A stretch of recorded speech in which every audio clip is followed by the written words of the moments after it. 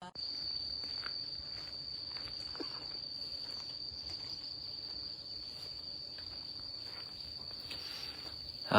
เจริญพรคณะสายบุญชายัติธรรมในเสาร์มื้อนี้เนาะ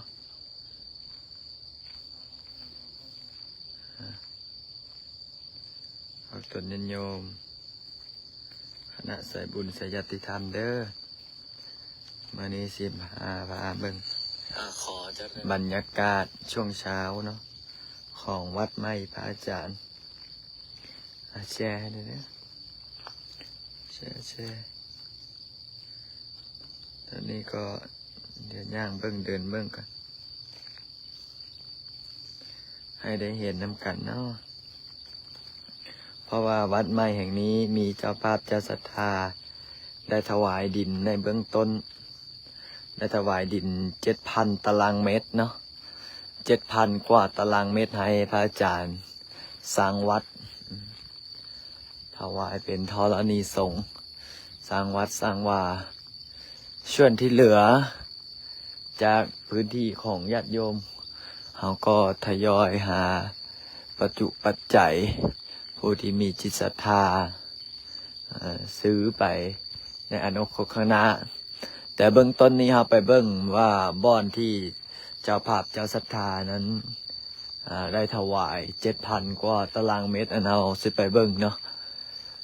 โยมพ่อโยมแม่โยมพี่คณะสายบุญสายญาติธรรมฟังอยู่ใสก็ฝากคอมเมนต์บอกพระอาจารย์นะเด้ออันนี้ก็คือพื้นที่เนาะอันนี้เป็นพื้นที่ของโยมเขาอนาคตข้างหน้าก็สิซื้อเอาอันนี้ก็ได้ค่อยทยอยซื้อไปเรื่อยๆค่อยว่ากันทีหลังแต่ตอนนี้พระอาจารย์มาขอเบิ่งพื้นที่ก่อน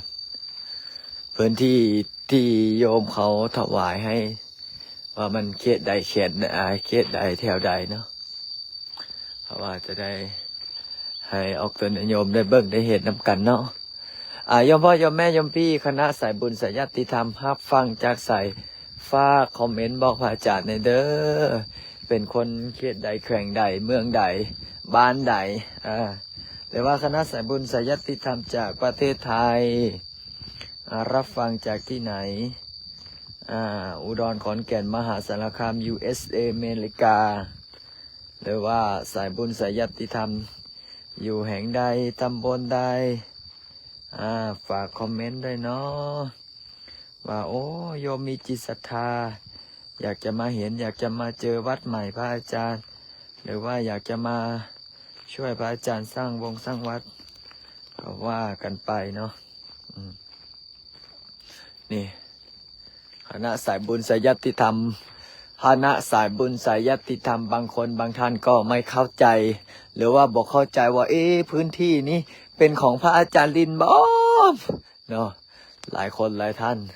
ก็ว่าเป็นของพระอาจารย์ลินหมดบ่แม่นเด้ออันนี้เป็นที่ของโยมนะตัวนี้ยังไม่ได้ซื้อแต่อนาคตจะซื้อแต่เดี๋ยวเราไปเบิ่งตอนที่เราได้รับจากศรัทธาญาติโยมทั้งหลายก่อนเพราะว่าญาติโยมหลายคนหลายท่านก็ทักเข้ามาว่าโอ้วัดพระอาจารย์คือใหญ่แท้วัดคอยน้อยๆอย่างใดนี่สาธุเอาญาติธรรมญาติโยมอันนี้พระอาจารย์ให้เบิ่งให้เห็นเนาะว่าบรรยากาศวัดใหม่เบิ่งดูวัดแท้ๆที่ญาติโยมญาติธรรมเขาถวายให้ก็ประมาณเขตนี้แหละออกตัวโยมนี่ประมาณบริเวณนี้เนาะประมาณบริเวณนี้นะ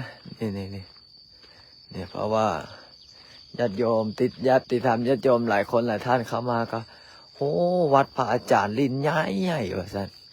บ่แม่นใดออกตัวโยมวัดพระอาจารย์บ่ได้ใหญ่ปานนั้นได้ยังกำลังพัฒนากำลังสร้างกำลังสร้างต่อซื่อขอเจริญพรท่านประธานนี่ท่านประธานพูดเนาะนี่เนี่ยเอาพระอาจารย์ให้เบิ่งให้ชมเด้อว่า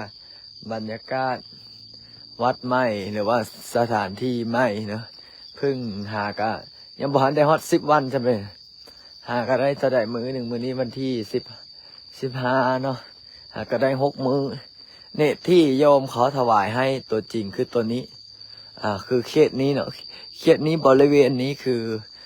เจ้าภาพเจ้าศรัทธาเขาถวาย ส่วนข้างนอกคือเราต้องระดมปัจจุปัจจัยซื้อระดมปัจจุปัจจัยจากคณะสายบุญสายญาติธรรมได้ซื้อได้อันนั้นได้ออกตัวนิยมเนี่ยเขตนี้แหละคือเจ้าภาพเจ้าศรัทธาเขาถวายจะคณะสายบุญสายญาติธรรมญาติโยมพ่อโยมแม่โยมพี่อันนี้คือเจ้าภาพเจ้าศรัทธาเขาถวายให้อยู่ตรงนี้ละนี่อยู่บริเวณนี้แหละคือเจ้าภาพเจ้าศรัทธาเนาะส่วนที่เหลือเราก็จะซื้อออกไปข้างนอกเป็นหยังต้องซื้อป่ะก็เพราะว่าพระอาจารย์ก็อยากให้ออกตนโยมศรัทธาญาติโยมได้ร่วมบุญนำกันตามกำลังทรัพย์กำลังศรัทธาเนาะเพราะว่าถ้าเจ้าภาพเขาถวายให้เนี่ยถวายให้แต่นี้ละเขาก็อยากได้บุญคือกันเขาก็จ้องได้มาร่วมนำกันคนละ5 บาท10 บาทหรือ10,000 20,000ก็คือศรัทธาของเขาก็เป็นส่วนหนึ่งที่เขาได้ร่วมแต่ถ้าเขาบ่ได้ร่วมเนี่ยถ้าเขาบ่ได้ร่วมถ้าเขาบ่ได้เกาะบ่ได้ห้อยบ่ได้ร่วมนำเขาเนี่ยโอ้เสียดายเนี่ยอันนี้ก็ได้ให้เห็นเนาะบรรยากาศกับต้นมอกต้นไม้เนี่ยอันนี้ต้นเข่งเนี่ยนี่ต้นเข่งย้ายใหญ่อาจจะเริญพรเด้อยมแม่สำลาโยมแม่อุ่นตุนคำแผงจากกทมชัยนาทอุดรเนี่ยอันนี้ก็คือเห็นกุฏิวิหารกุฏินี้ก็สามารถพักได้อยู่ได้เนาะอันนี้มีต้นบกนี่ต้นบกต้นกระบกด้วยอยู่บ้านใดบ้านนายางเมืองนาไซทองนครหลวงเวียงจันทร์เด้ออยู่บ้านนาไซทองนี่บ้านอันนี้ก็คือสถานที่นี่แหละที่ตรงนี้แหละที่บริเวณนี้แหละที่โยมพ่อสมบูรณ์โยมแม่กาบเขาได้ถวายเป็นธรณีสงฆ์ให้กับพระพุทธศาสนาเนาะให้กับพระพุทธศาสนาถวายเขตแถวนี้แหละเขตนี้ออกแล้วพระอาจารย์ต่อมาเพราะว่าวันที่9ที่ผ่านมาพระอาจารย์กระจายไปแล้วล้านกว่าบาทเนาะล้านประมาณตีซะ1 ล้านพระอาจารย์กระจายไปแล้ว1 ล้านนี่เขตแถวนี้แหละเขตแถวนี้พระอาจารย์ก็สิซื้อต่อไปและก็สิซื้อออกไปทั้งนอกอีกนี่แถวนี้บริเวณนี้พระอาจารย์ก็สิได้ซื้อออกไปเมื่อคือเอาว่าง่ายๆคือถ้าเขามีต้นทุนเขามีอันนั้นนะเขาก็ค่อยระดมปัจจุปัจจัยจากคณะสายบุญสายญาติธรรมได้ซื้อเขาก็จะซื้อไปเรื่อยๆเนาะเพราะว่าอยากได้บุญอยากได้กุศลถ้าเขาบ่ได้ซื้อนี่นะเขาได้เอาว่าง่ายๆคือถ้าเขาได้รับศรัทธาจากออกตนโยมเขาถวายปุ๊บเจ้าภาพเจ้าศรัทธาเขาก็ได้บุญคนเดียวแต่ถ้าเราได้ร่วมกันตามกำลังทรัพย์กำลังศรัทธาเราได้มีส่วนร่วมได้เกาะได้ห้อยได้เกาะปีกแขนปีกนำก็ถือว่าเรานี่ก็เป็นส่วนหนึ่งที่เราได้บริจาคทรัพย์สมบัติของเราบริจาคทรัพย์สินเงินทองเราอยู่ในกระเป๋าเรานี่นะมาร่วมสร้างร่วมสากับเพิ่นมาร่วมกินร่วมทานร่วมซื้อร่วมทานนำเพิ่นเราก็ได้บุญของเราแต่ถ้าเจ้าภาพเจ้าศรัทธาเขาถวายให้เขาบ่ได้ร่วมนำเขาก็ได้แต่บุญคนเดียวเนาะพระอาจารย์ก็เลยว่าออกตนโยมพระอาจารย์นี่สิได้หาระดมปัจจุปัจจัยจากคณะสายบุญสายญาติธรรมนี่มาซื้อที่ซื้อทางนี่จะเป็น10 ปี20 ปีก็ว่ากันไปเนาะในอนาคตข้างหน้าเขาก็ค่อยหาปัจจัยมาซื้อเพื่อที่จะได้ร่วมสร้างน้ำกระทำบุญนี่อันนี้ก็คือเนี่ยแหละลำดับต่อไปพระอาจารย์ก็สิซื้อตามนี้ออกไปนอกพุ่นเลยก็สิซื้อแถวนี้ต่อเนาะนี่ได้เห็นได้หูนำกัน เพราะว่าวันงานนั้นล้านปัจจุปัจจัยที่โยมพ่อโยมแม่โยมพี่ถวายมารวมทั้งหมดกระมวลก็ประมาณ1 ล้านพระอาจารย์ก็จ่ายค่าที่เลยเพราะว่าบ่อยากเอาเงินที่ออกตนนั้นโยมร่วมบุญซื้อที่ดินนั้นไปสร้างอย่างอื่นคือร่วมบุญซื้อที่ดินก็คือเขาต้องจ่ายค่าที่ดินร่วมบุญซื้อที่เขาก็ต้องจ่ายค่าที่พระอาจารย์เลยบ่อยากเอาเงินที่ออกตนโยมนั้นส่วนที่ซื้อที่นั้นไปสร้างอย่างอื่นก็คือจ่ายในมือนั้นเลย ก็คือจ่ายสำระค่าที่1 ล้านล้านบาทส่วนที่เหลือสร้างกุฏิวิหารเขาก็ค่อยระดมอย่างอื่นไปเขาก็ค่อยว่าออกตอนนี้โยมสร้างกุฏิวิหารเขาก็ค่อยว่าสร้างกุฏิวิหารไปแต่ตอนนี้เขาได้จ่ายค่าที่ไปแล้วเบื้องต้นเนาะหลังจากที่เจ้าภาพเขาถวายให้7,000 กว่าตารางเมตรพระอาจารย์ก็เลยบอกขอซื้อเพิ่มเด้อซื้อต่อไปตอนนี้เขาจ่ายไปแล้ว1 ล้านเพราะว่าบางคนบอกเข้าใจว่าป้ามาวัดพระอาจารย์ลินพื้นที่กว้างพื้นที่ใหญ่ว่าสั้น โมเมนต์อันนั้นพื้นที่ของเขาแต่เขาอยู่ในกำแพงเดียวกันเนาะหลายคนก็บอกท่านเข้าใจว่าไปวัดพระอาจารย์ลินเนี่ยทั้งกว้างทั้งใหญ่ในอนาคตข้างหน้าสิมีทั้งพระใหญ่มีทั้งเจดีย์แต่ก็สิมีถ้ามีโอกาสก็สิสร้างฮอดพุ่นละโรงเรียนโรงหมออันนั้นก็ว่ากันไปในอนาคตนี่อันนี้หนองป่าที่บรรยากาศเนี่ยฟังจากอเมริกาสาธุเจริญพรเด้อนี่ได้เห็นน้ำกันพระอาจารย์อนาคตข้างหน้าพระอาจารย์เกษตรเป็นบ่อนปฏิบัติศีลปฏิบัติธรรมได้อันนี้ตอนนั้นโยมพ่อโยมแม่ให้เฮาได้เห็นให้เฮาได้หูน้ำกันดูบรรยากาศนะป้าต้นไม้ใบหญ้านี่โยมพ่อโยมแม่โยมพี่ต้นไม้ใบหญ้านี่ป้าบรรยากาศดูสุดเจ้าว่านี่แคนาดาโยมแม่จากแคนาดาสาธุอนุโมทนาบุญเด้อเจริญพรเนาะโยมแม่ท่านนี้จากแคนาดาไปอยู่พ้นจักปีแล้วเนาะแล้วโยมแม่วาสนาก็อยู่แคนาดาคือกันโยมแม่โยมพี่ท่านใดฟังจากสายฟ้าคอมเมนต์บอกพระอาจารย์เนี่ยเด้อโยมขออนุโมทนาบุญด้วยนี่เดี๋ยวพระอาจารย์10 พาไปเบิ้งห้องน้ำนำเนาะพระอาจารย์10 พาไปเบิ้งห้องน้ำพร้อมสวัสดีตอนเช้าเพื่อนสาธุโยมแม่ปุ้มนี่โยมแม่ปุ้มจากสุราษฎร์ธานีอันนี้คือไลฟ์แรกที่พระอาจารย์ได้เห็นเนาะดูบรรยากาศนะออกตัวนั้นโยมสุดยอดเลยอันนี้เขาก็สิซื้อไปข้างหน้าอนาคตข้างหน้าสิซื้อออกต่อไปเลยล่ะซื้อออกไปเรื่อยๆเนาะนี่ให้เห็นบรรยากาศอันนี้พระอาจารย์ก็สิเอาต้นไม้มาปลูกได้ออกต้นนั้นโยมโยมพ่อโยมแม่โยมพี่อนาคตนะสวยงามร่มเย็นร่มลื่นร่มเย็นเนาะเพราะว่าอันนี้คือหนองเป็นสระให้ออกต้นนั้นโยมได้เห็นได้หูนำกันว่าป้าบรรยากาศสุดยอดอีหลีเนาะนี่บรรยากาศให้เห็นก่อนอันนี้มีต้นไผ่ถูกหวยลอตเตอรี่จะไปช่วยพระอาจารย์สาธุขอให้ถึกอีหลีเด้อเจ้าเด้อเอาละเบิ่งก่อนพระอาจารย์ที่ติดตามตลอดสาธุขอบคุณนะครับเดี๋ยวให้ออกตนนิยมได้เห็นได้หูนำกันฟังอยู่ใส่เนาะเซโนเซโปนจากเซโปนเซโนอาสะพันทางสะพานสะพรสวรรณเขตเนาะฟังอยู่ใส่คอมเมนต์เด้อโนมบรรยากาศเนี่ยอันนี้ก็เป็นทุ่งไร่ทุ่งนานี่ก็ถ้าสมมุติว่ามีเศรษฐีใจบุญให้ทุนจะดีก็ซื้ออีกนะมึงดูความโลภนะ เขาก็ซื้อเป็นของร่วมมาแหละโยมแม่สุพิเรนมูลโยมกรโยมน้อยโยมแม่ปานีสวัสดีครับสาธุเจริญพรสะเซิงเซาได้เห็นบรรยากาศอันนี้คือวัดใหม่เนาะเพราะว่าพระอาจารย์กสิขอเซ็นสัญญาซื้อไว้ให้หมดเลยนะตนนิยมแต่พระอาจารย์ก็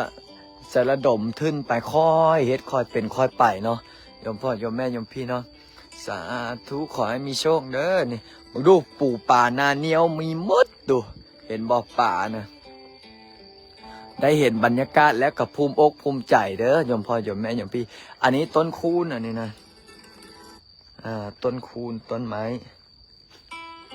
ได้เห็นค่ะบรรยากาศเนาะจากลักษาวเด้อสาธุนี่เดี๋ยวพระอาจารย์ก็สิให้เห็นบรรยากาศบ้านเฮาเนาะบรรยากาศวัดไม้มีนกพร้อมเลยนี่เห็นบ่นกมันบินเซโนเซโปนสาธุโยมแม่เวียงไซ เชียงใหม่เชียงรายก็เจ้านี่เห็นแล้วบรรยากาศป้าตัวอุดมสมบูรณ์นาพระอาจารย์ตั้งใจสิสร้างสถานที่นี้เป็นสถานที่ปฏิบัติธรรมนี่อันนี้ก็สิปลูกต้นไม้ให้งามๆได้อันนี้นะปลูกใส่ให้ออกต้นโยมได้มาเที่ยวมาชมเพราะว่าพระอาจารย์สิเฮ็ดสถานวัดใหม่ของพระอาจารย์นี้เป็นสถานที่ท่องเที่ยวทางพระพุทธศาสนาเป็นวัดท่องเที่ยวทางพระพุทธศาสนาเนาะเจริญพรโยมแม่สีใหม่เนาะเจริญพรโยมแม่สีใหม่โอ้นี่เดี๋ยวพาไปเบิ้งห้องน้ำเด้อพระอาจารย์สิพาไปเบิ้งห้องน้ำที่เราได้เฮ็ดเราได้ทำเนาะตอนนี้ก็ใกล้จะเสร็จแล้วล่ะใกล้สิเสร็จใกล้สิแล้วให้ได้เห็นนำกันดูพระอาจารย์อยู่กทมครับผมสาธุเจริญพรนี่อันนี้ขอบดูป่ามันรอท่าออกท่าไปนะบรรยากาศบ้านๆเด้อนี่เด้อบรรยากาศบ้านๆสาธุนี่ได้เห็นน้ำกันนะว่าอย่างที่พระอาจารย์บอกนะเด้อ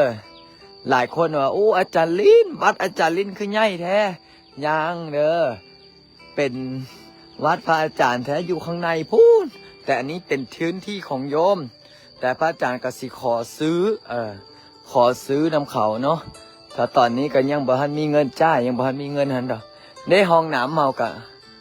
ห้องน้ำเฮาก็กำลังเฮ็ดต่อเนาะก็พอใส่ได้นี่เห็นบ่งามเนาะออกต้นนิยมเนาะโยมพ่อโยมแม่โยมพี่เนาะคณะบ่ทันแล้วได้นี่นะอันนี้คือห้องน้ำห้องท่า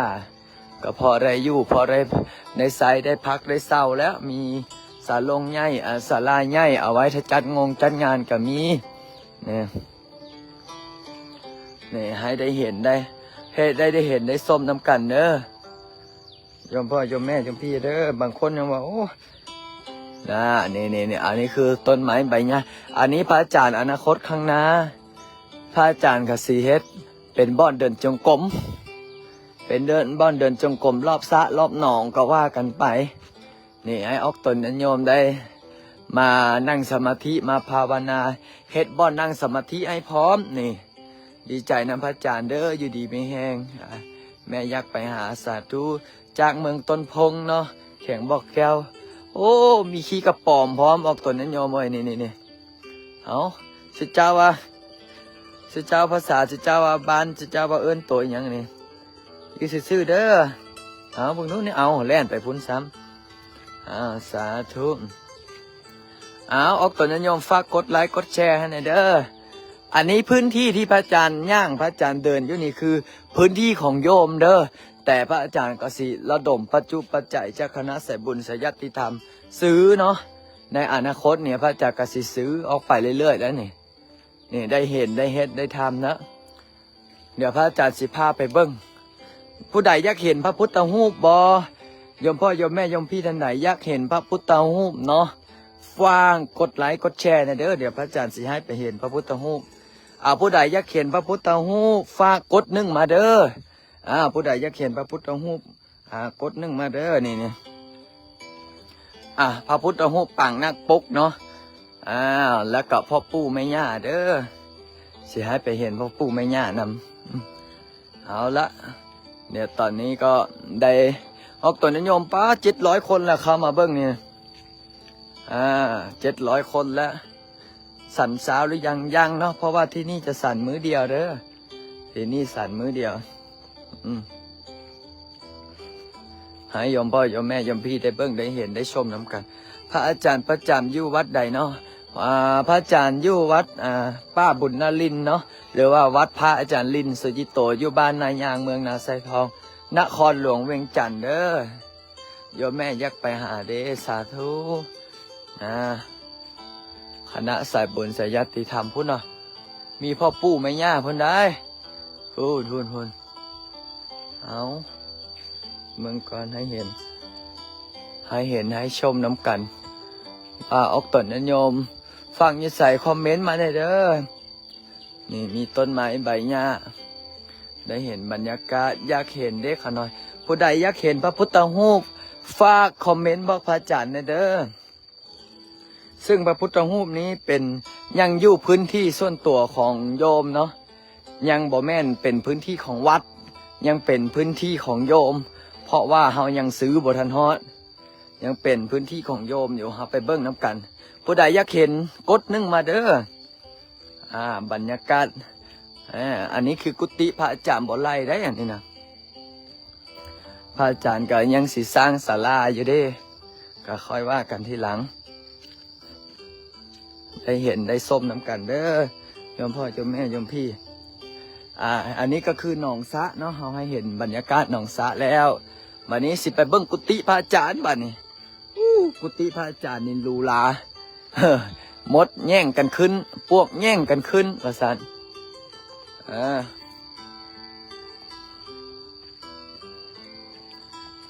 นี่อยากเห็นเนาะโยมพ่อโยมแม่โยมพี่อยากเห็นเดี๋ยวพระอาจารย์ไปให้เบิ้งให้เห็นให้ชมเด้อนี่ก็คือบรรยากาศบานๆนะโอ้700 คนละสาธุจากหนองคายจากหนองคายมาไม่ไกลนะครับ ก็ห่างกัน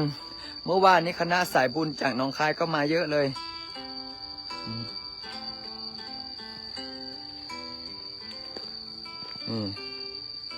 ได้เห็นได้ชมแล้วกันอันนี้คือกุฏิพระอาจารย์เนาะกุฏิพระอาจารย์เนี่ยอันนี้คือกุฏิพระอาจารย์เป็นกุฏิน้อยๆเต็มของเต็มเลยเพราะว่าฝนตกยังบ่ทันมียังบ่ทันได้เฮ็ดศาลาครับโยมเนาะโยมแม่อยากไปแต่ไม่แข็งแรงนี่อันนี้คือไอ้เพชรสุดล่อว่ะซะนั่งเซยนั่งฮับสายอันนี้คืออันนี้พ่อปู่แม่ย่าเด้อนี่อันนี้คือสถานที่ที่พระอาจารย์ครับโยมต้นไม้นี่มันลงร้ายนี่อันนี้คือคณะสายบุญสายญาติธรรมที่พระอาจารย์จะซื้อที่ถวายวัดเนาะตั้งจิตอธิษฐานร่วมบุญใหญ่เสริมสร้างบารมีซื้อที่ถวายวัดตามกำลังศรัทธาเนื้อที่6 ไร่มูลค่า5 ล้านบาทเจ้าภาพ840,000ก็มีเจ้าภาพ200,000ก็มีเจ้าภาพ50,000ก็มีเจ้าภาพ10,000 บาทก็มีเจ้าภาพ5,000 บาทก็มีเจ้าภาพ1,000 บาทก็มีเจ้าภาพ500ก็มีนี่หรือตามกำลังศรัทธาก็มีนี่อันนี้คือออกตนญาติโยมเด้อเนี่ยพระอาจารย์สิเฮ็ดฐานพ่อปู่แม่ย่านี่แหละเนี่ยพระอาจารย์กสิเฮ็ดฐานนี่อันนี้คือพระพุทธรูปที่พระอาจารย์ได้สร้างเนาะพระพุทธรูปที่พระอาจารย์ได้สร้างโยมพ่อโยมแม่โยมพี่นี่อันนี้มีสแกนพร้อมได้อันนี้คือเพื่อออกตนญาติโยมบอกว่าโอ้ยขน้อยขอเป็นเจ้าภาพเจ้าศรัทธาร่วมสร้างร่วมสร้างกับพระอาจารย์นี่นี่อันนี้คือออกตนญาติโยมได้เฮ็ดได้อันนี้คือพญานาคเนาะพญานาคที่พระอาจารย์ที่พระอาจารย์สร้างไว้เป็นบอนไทยฮูบเนาะเนี่ยผู้ใดอยากเห็นบ่อยากเห็นบ่ว่าพ่อน้อยบ่ทันมีบุญวาสนาโอ้จากแขวงขมวนนี่อันนี้คือ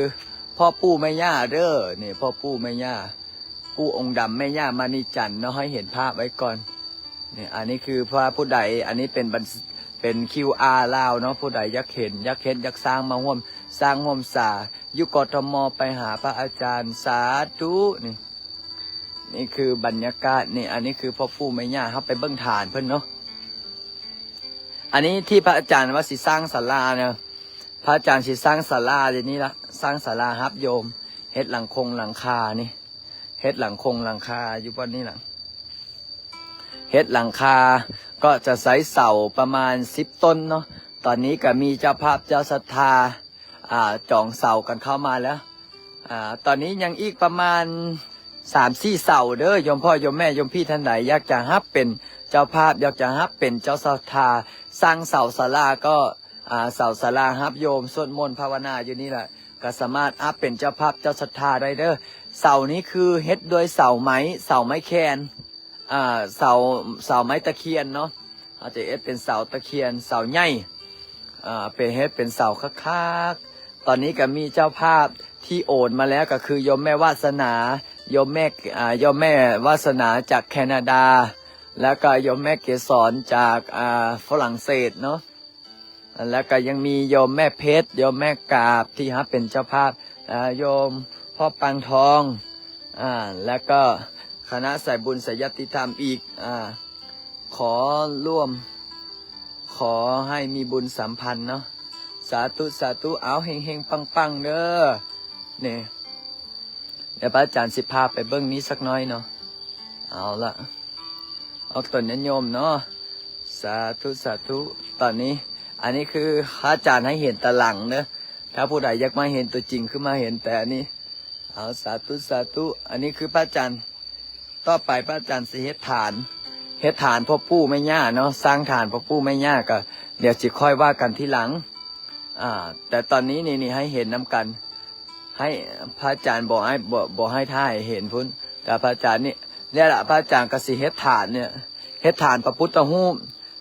อันนี้คือรูปนี่ได้อันนี้แต่พระอาจารย์ตั้งอยู่พุ่นแต่บอกยากให้เห็นเดี๋ยวดราม่าก็ให้เห็นอันนี้ซื่อๆนี่ออกตนโยมผู้ใดอยากร่วมกินร่วมทานกันเดินทางมาเด้อนี่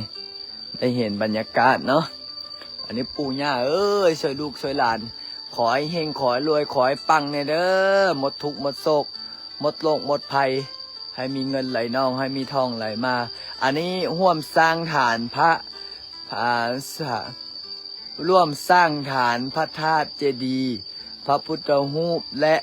ฐานพ่อปู่แม่ย่า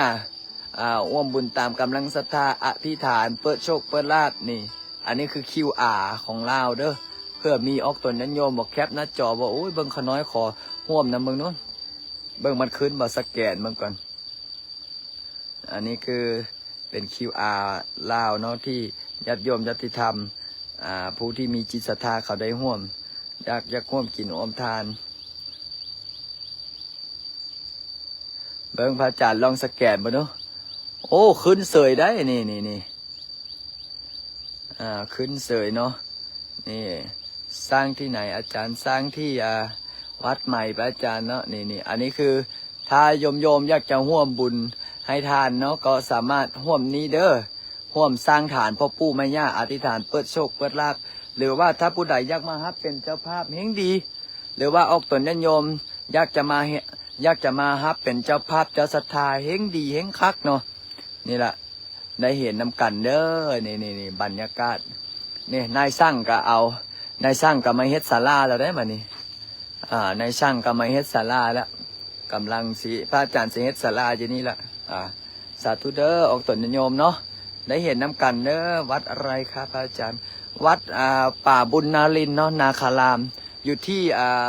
ประเทศลาวเด้อออกตนโยมอันนี้ให้เห็นบรรยากาศคักๆอีกบันหนึ่งก่อนนี่สาธุสาธุถ้าผู้ใดเห็นไลฟ์สดนี้ขอให้ปังเด้อให้มีโชคมีลาภเด้อให้เห็นแต่พระพุทธรูปเนาะแต่บอกให้เห็นพระปู่แม่ย่าขอให้ถูกลอตเตอรี่ขอให้ปังเด้อให้มีโชคมาร่วมสร้างร่วมสร้างอันนี้คือศาลาสาธุนี่เอาผลโยมคณะสายบุญสายยติธรรมก็กำลังเดินทางมาหลายที่หลายแห่งเนาะอันนี้ก็คือฐานแต่พระอาจารย์จะบอกให้เห็นพ่อปู่แม่ย่าเดี๋ยวเป็นกระแสดราม่าเนาะ เอาละนี่ต้นไม้ใบหญ้าให้เห็นแต่พระพุทธรูปกับพระธาตุเจดีย์นี่อันนี้คือพระพุทธรูปที่ได้สร้างได้สร้างเนาะอันนี้คือพระพุทธรูปและกับพระธาตุเจดีย์ยังบ่ทันแล้วเด้อออกตนโยมเพราะว่ายังบ่มีเจ้าภาพเจ้าศรัทธาเป็นมันต้องหาเจ้าภาพเจ้าศรัทธามาครับเป็นเจ้าภาพเจ้าศรัทธาสร้างฐานพระธาตุและพระพุทธรูปเนาะพระพุทธรูปและฐานเจดีย์เนี่ยโอ้ออกตนโยมไว้พระอาจารย์กับบ่มีศรัทธาบ่มีออกตนโยมที่เป็นเป็นเจ้าภาพเจ้าศรัทธาเนาะใช้งบประมาณ500,000 บาทนี่ใช้งบ500,000 บาทเฮ็ดทำมาเนี่ยโอ้สาธุมาแต่ทั้งใดมาแต่นาเราพุ่นละมาแต่บนไฟพุ่นละเนี่ยนาเราเมื่อเราเฮ็ดเบี้ยคันอีแม่มาบาดตัวย่าเนี่ยเพิ่นบ่สบายนะแล้วเพิ่นตายแล้วเพิ่นคืนมาแล้วเจียวผู้นี้นี่มากราบมาไหว้เพิ่นได้นี่ผู้ใดล่ะได้เอามาเด้อีแม่มาบาดเพิ่นแล้วเพิ่นดีแล้วอ๋อ มึงเพิ่นมาเฮ็ดเรื่องห้องทานเด้ บ่สบาย บ่สบายแล้วเพิ่นไปห้องหมอมื้อนั้นน่ะ บ่สบายแล้วมาอธิษฐานแล้วหาย มันเลย แล้ว กลับมาพร้อมรถ สาธุเอาขังที่เกิดโอ้ปกติพระอาจารย์สิออกข้างนอกละได้นี่นะมันได้อีแม่ เกือบละได้ บอกตัวพูดตัวย่าละตัวพาลูกไปก่อนวันนั้นเพิ่นไปไหน ผู้ใดเกือบตายอ่ะ พุ่นนาทีน้ำพุ่น เนี่ย มาบวชนั่นเด้มาบวชนั่นเด้เพิ่นเฮ็ดโรงทานแล้วเพิ่นแม่เพิ่นนั่นแหละเมื่อยแล้วดิตแม่ไปเอาโรงทานไปเขตลูกกันนี่ผู้นี้ ดีได้ระวังได้ค่อยๆเด้ออกตนนิยมเด้ออันนี้ได้เห็นน้ำกันเนาะฐานพระพุทธรูปแล้วก็ฐานพญานาคที่เฮาอนาคตข้างหน้านี่สักวันต้องได้มาเด้อนี่ได้เห็นน้ำกันเด้อออกตนนิยมอันนี้คือพระธาตุเจดีย์เนาะสวยงามออกตนนิยมเดี๋ยวพระอาจารย์สิออกแบบอีกกระคาดออกแบบงามๆให้ออกตนนิยมได้เห็นน้ำกันเนาะนี่สาธุขอให้เฮงขอให้รวยขอให้ปังๆเด้อผู้ใดเห็นคลิปนี้ไรนี่โอ้มีตุ๊กแกเว้ยเนี่ยกับแกโอ้ยมีตุ๊กแกด้วยนี่เฮ้ยกับแกเว้ยตุ๊กแกเอานี่เอาสาธุขอให้มีโชคเด้อนี่เอาแต่นิยมเขาก็มาถวายสังฆทานให้เห็นน้อยนึงเนาะให้เห็นน้อยนึงนะสาธุได้นี่งามได้นี่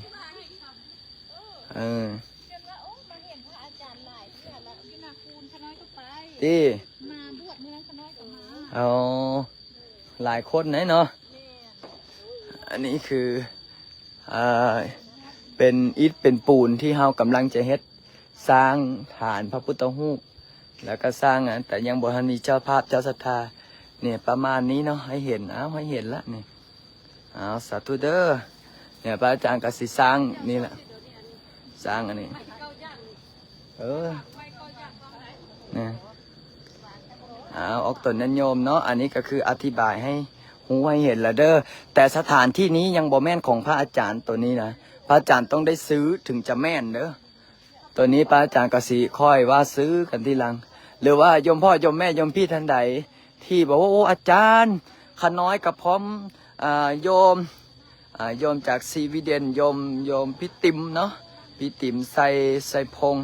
หรือว่าญาติโยมญาติธรรมท่านไหนว่าอาจารย์โยมขอรับเป็นเจ้าภาพเจ้าศรัทธา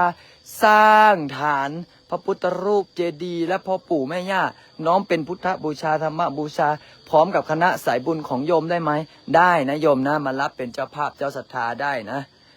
หรือว่าอยากจะรับเป็นเจ้าภาพเจ้าศรัทธาก็สามารถรับเป็นเจ้าภาพเจ้าศรัทธาได้นะออกตนโยมนะคณะสายบุญสายยติธรรมเนาะอันนี้ก็คือได้เห็นนำกันสาธุขอให้โยมมีโชคมีลาภนี่ให้มีโชคมีลาภให้สุขภาพแข็งแรงเฮงรวยปังนี่โอ้สาธุให้เห็นไม่ได้เท่าไหร่นะโยมนะตอนนี้เพราะว่ายังเป็นพื้นที่ส่วนบุคคลอยู่ตนนี้คือเป็นพื้นที่ส่วนบุคคลส่วนข้างในคือเป็นวัดนี่เพราะฉะนั้นแล้วออกตนโยมเนาะคณะสายบุญสายยติธรรมอาจารย์ก็ให้ได้เห็นสำนี้เด้อส่วนตัวนี้คือยังเป็นพื้นที่ของโยมนะยังไม่เป็นวัดนะโยมนะตัวนี้นะตัวที่อาจารย์ยืนอยู่นี่นะวัดหรือว่าสำนักสงฆ์คือข้างในเพราะว่าตรงนี้เรายังไม่ได้ซื้อนะเห็นจนหมดแล้วนี่เอาสาธุเห็นหมดไม่ได้เห็นหมดไม่ได้สาธุเด้อออกตนโยมเด้อพระอาจารย์ขออนุญาตปิดไลฟ์แค่นี้ก่อนนะโยมพี่แสงเนาะเฮียแสงเป็นยังไงสบายดีเจ้าอ้อมสร้างนำพระอาจารย์สาธุให้มีโชคปังเด้อเอาละเดี๋ยวพระอาจารย์ขออนุญาตไปกิจนิมนต์ก่อนบัดนี้สาธุเฮงปังรวยเด้อรวยแล้วอย่าลืมกันได้ญาติโยมญาติธรรมท่านไหนอยากจะรับเป็นเจ้าภาพเจ้าศรัทธาสร้างฐานพ่อปู่แม่ย่าก็สามารถรับเป็นเจ้าภาพเจ้าศรัทธาได้เด้อนี่อันนี้ก็คือใช้งบประมาณ500,000เนาะ สร้างฐานพระพุทธรูป สร้างฐานเจดีย์สร้างฐานพ่อปู่แม่ย่าเนาะเอาสาธุสาธุเอาเฮงๆปังๆเด้อให้มีโชคมีลาภนี่เอาสาธุสาธุนี่อันนี้ก็ให้ออกตนนิยมได้เห็นน้ำกันเนาะนี่โอ้ตอนนี้ก็คือรอผู้ที่ใจบุญรอผู้ที่มีจิตศรัทธามารับเป็นเจ้าภาพสร้างฐานพระพุทธรูปเนี่ยใช้งบประมาณ500,000เนาะ